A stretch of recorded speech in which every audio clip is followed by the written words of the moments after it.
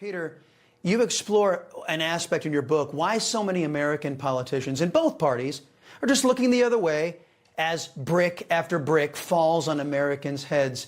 What did you uncover in your research?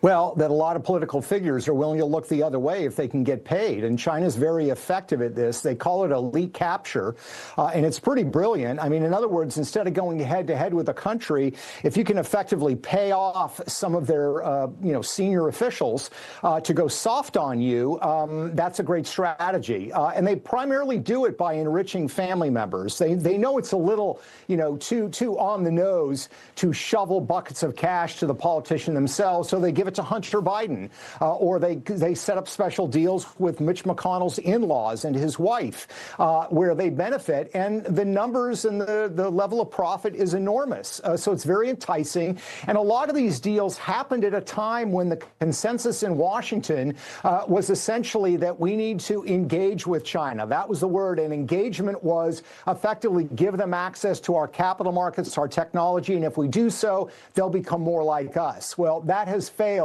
over the course of 30 years. There were a few voices out there like Gordon's who were warning against this, but the massive consensus in Washington, D.C. was the route to go. So they convinced themselves, the political class, that they could do good and do well at the same time. And let's be clear, what the Chinese are looking for from American officials is a phrase they generally use is big help with a little bad mouth. In other words, they know that Joe Biden, they know that Mitch McConnell occasionally has to talk about the China threat. They have to talk about human rights violations. That's the little bad mouth. But if they give them what they really want, which is unfettered access to technology, to our capital markets, and to our commercial public market, they are very, very happy with these elected officials.